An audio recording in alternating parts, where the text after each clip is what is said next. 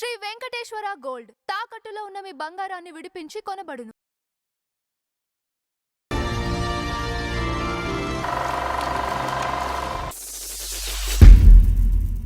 Dates ఏంటని అడిగారు.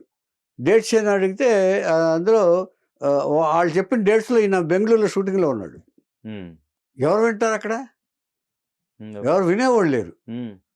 నిస్సహాయ స్థితిలో ఇక పోలీసుల అధికార దర్పం ఇంచేతంటే గవర్నమెంట్ ప్రభుత్వం అప్పుడు ప్రభుత్వం అలాగా ఇదైంది, బిహేవ్ చేసింది. సరే ఇక్కడికి తీసుకెళ్ళి రిమాండ్ వేస్తారు జనరల్ న్యాచురల్గా 14 రోజులు రిమాండ్ వేశారు.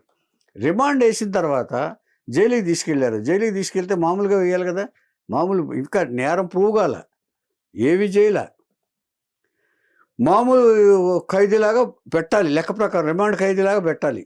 కానీ ఇన్ని టెర్రరిస్టులు పెడతారు చూసారా, డార్క్ సెల్ అంటే ఎక్కడో ఒక చిన్న రంధ్రం ఉంటుంది తప్ప మొత్తం డార్క్ చీకటి, ఎలకలు, దోమలు, బొద్దింకలు మీద పడతా ఉంటాయి, ఎలకలు పారుతూ ఉంటాయి.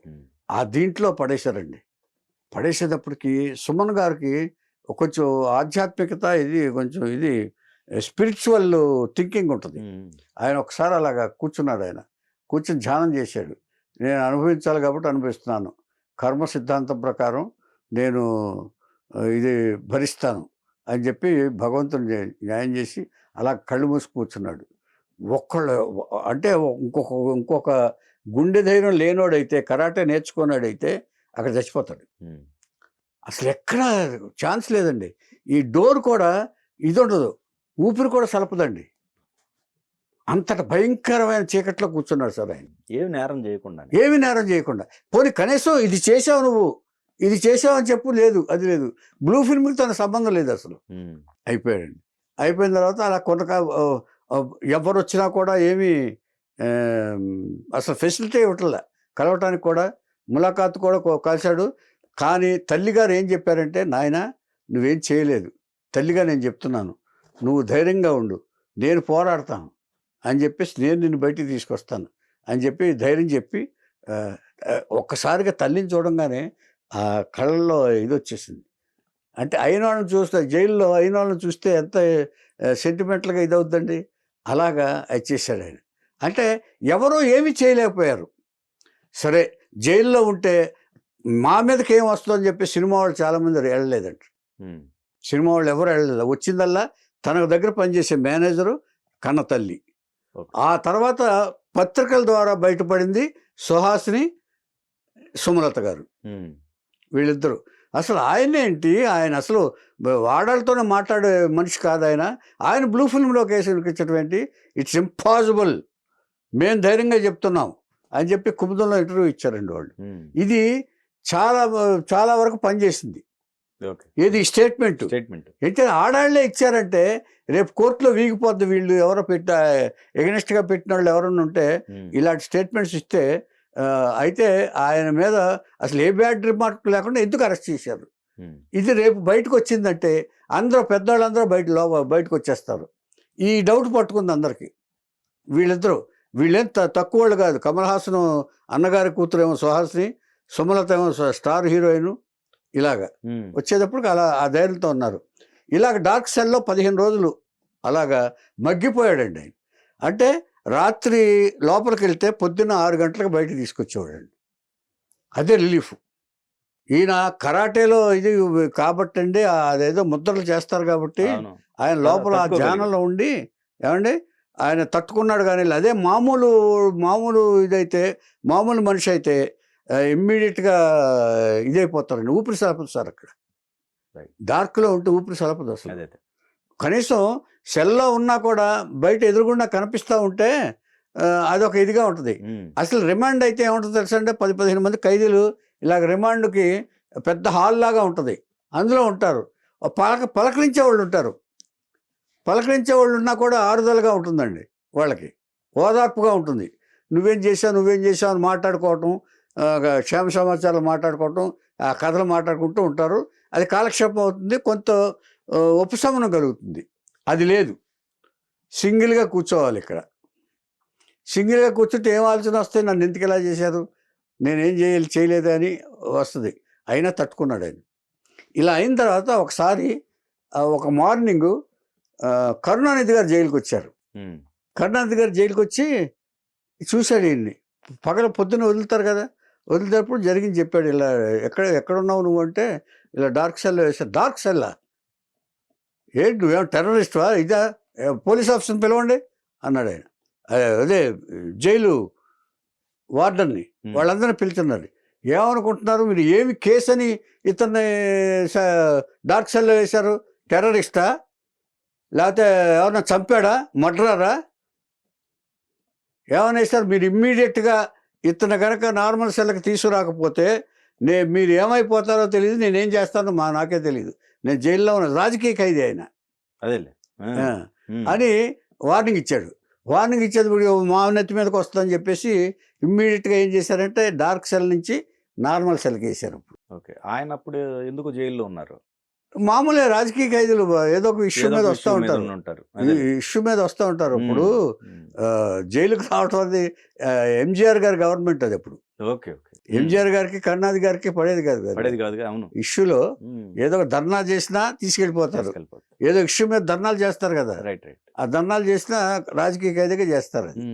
అంచేత అలాగా కరుణానిధి గారు చేసిన తర్వాత ఇక వాళ్ళు ఎంచేతంటే ఇది ఫేక్ కేసు కానీ అక్కడే అర్థమైపోతుంది.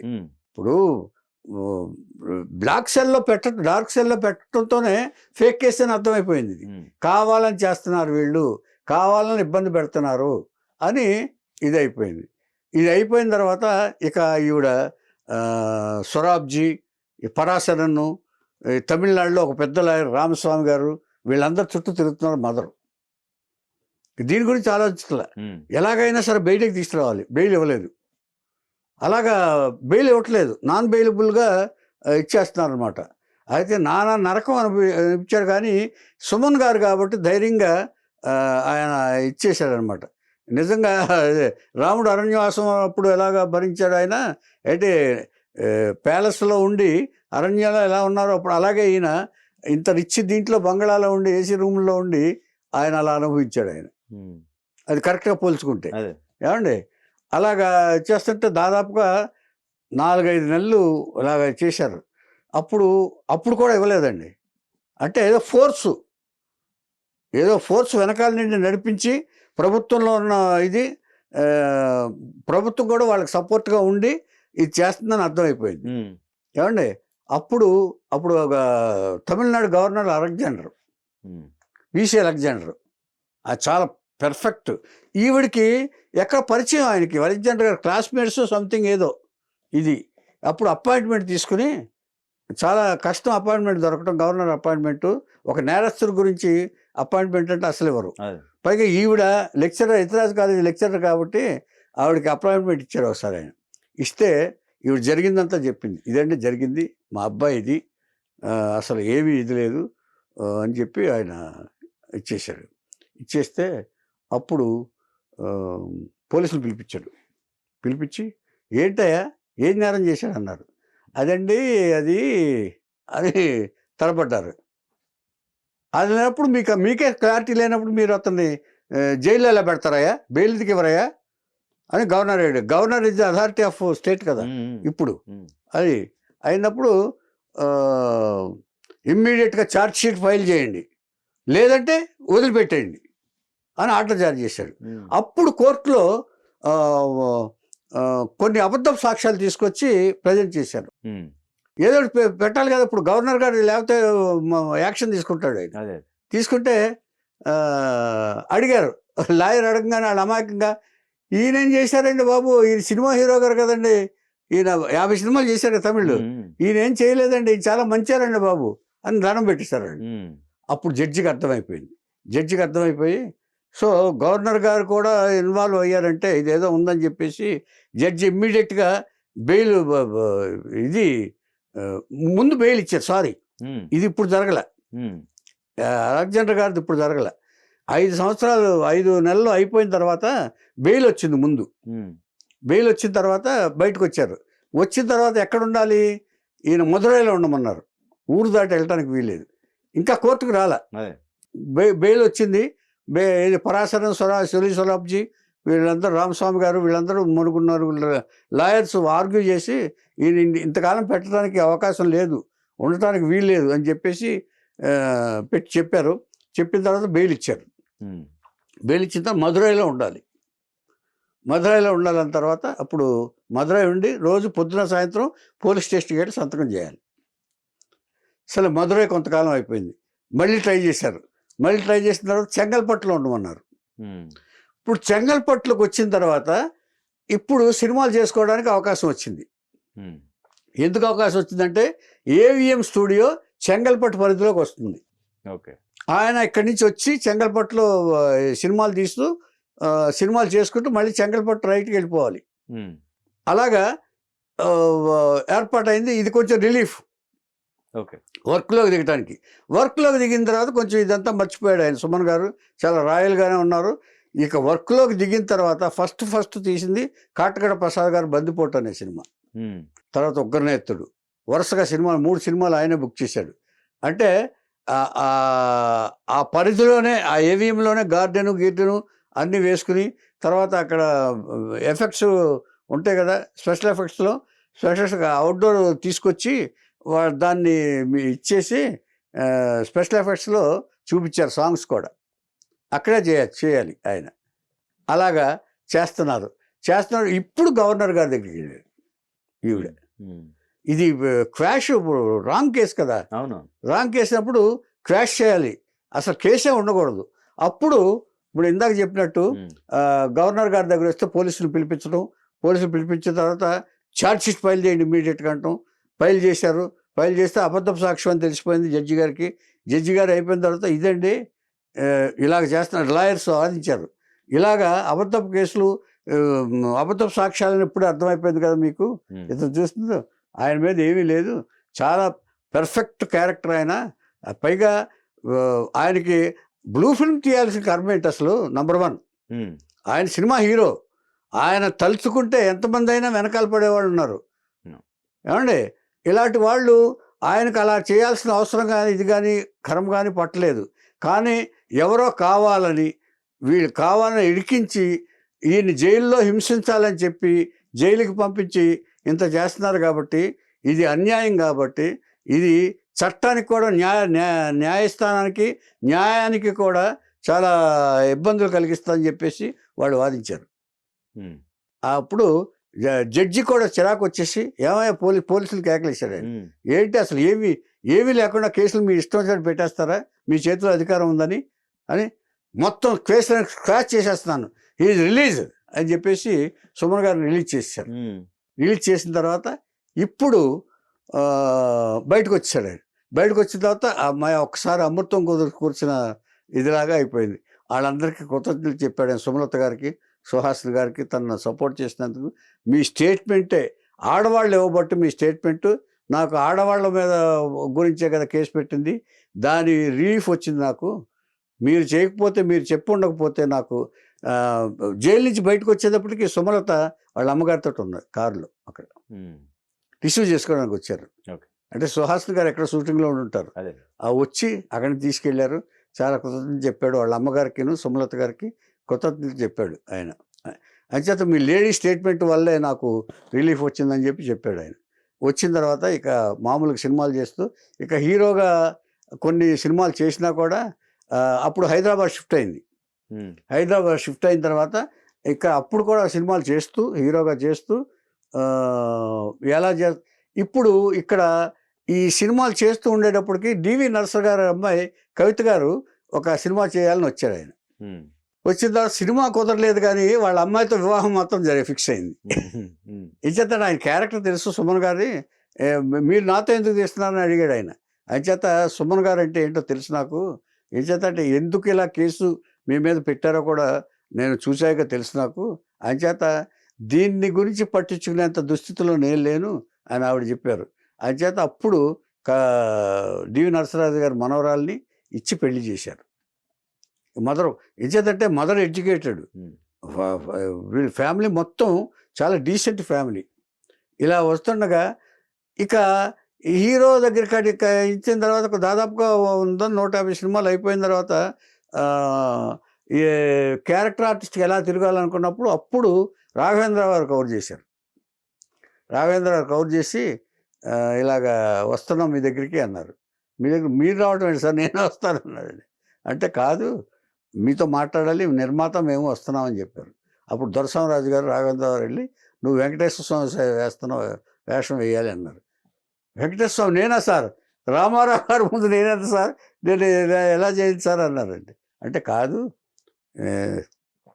ఈ ఈ నాగార్జున గారు ఇది కాబట్టి మేము అన్నమయ్య తీస్తున్నాం, అన్నమయ్య తీస్తున్నాం మీరు వేయాలని చెప్తే అక్కడి నుంచి ఆ వరుస సినిమాల్లో రామదాసు, తర్వాత ఇది హైదరాబాద్ వచ్చిన తర్వాత 100 సినిమాలు చేశాడు ఆయన క్యారెక్టర్ ఆర్టిస్ట్గా. తండ్రిగా ఇలాంటి రామదాసుగా, తర్వాత 2 సినిమాలు రాఘవేంద్రరావు డైరెక్షన్లో ఒక వెంకటేశ్వర స్వామి క్యారెక్టర్ వేయటమే ఒక అదృష్టంగా భావించాడు ఆయన. వెంకటేశ్వర స్వామి కడు నుంచి చేశాడని చెప్పేసి ఆ తర్వాత ఇప్పుడు చేస్తూ హ్యాపీగా.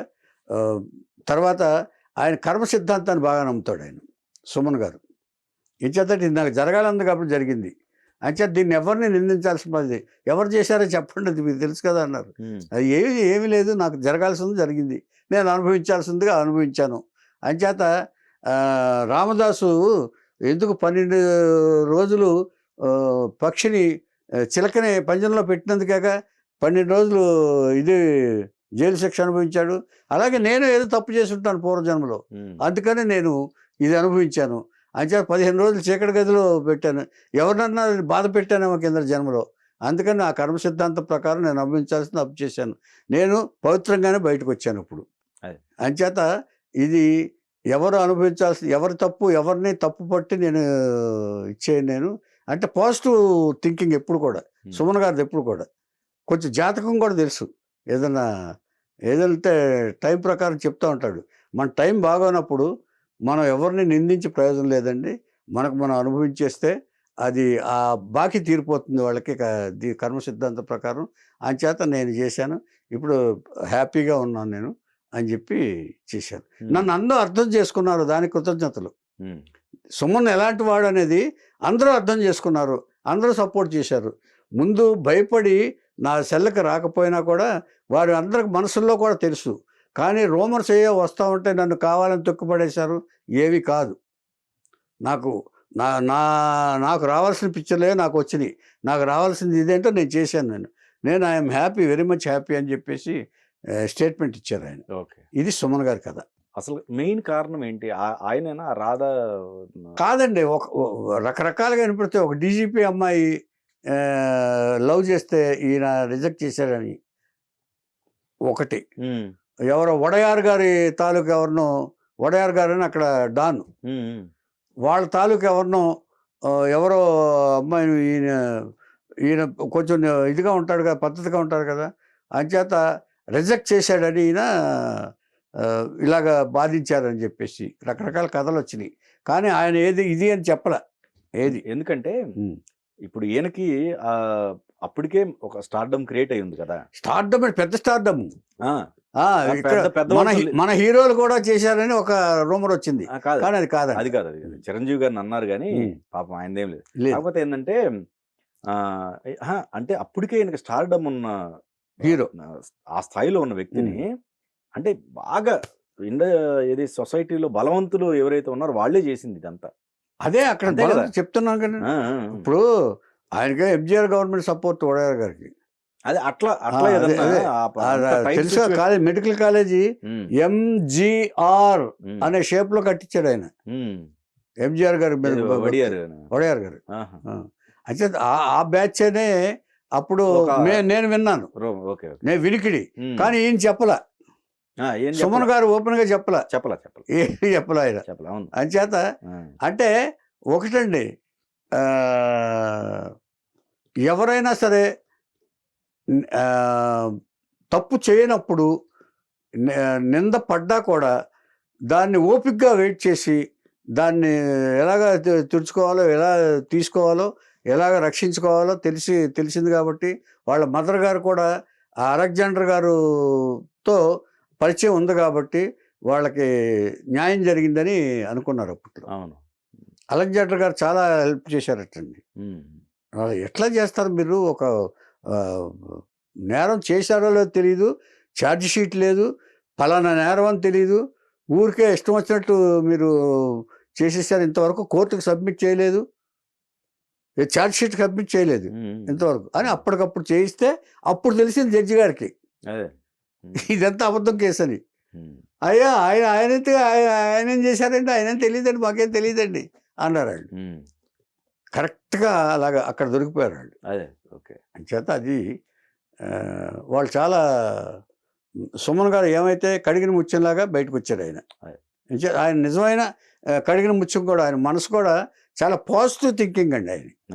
ఎప్పుడు కూడా ఎవరి మీద ఒకటి నెగిటివ్గా మాట్లాడు కానీ, ఎవరి గురించి చెడుగా మాట్లాడడం కానీ ఆయనకి అలవాట్లేదు. ఆయన తన పనేట్లో తను చేసుకోవటం. అందుకనే డివి నరసరాజు గారి వారు ఆయన వాళ్ళ అమ్మాయి పిల్లనిచ్చింది, ఎందుకంటే సుమన్ గారి గురించి తెలుసు కాబట్టి. అదే రైట్. అదండి సుమన్ గారు.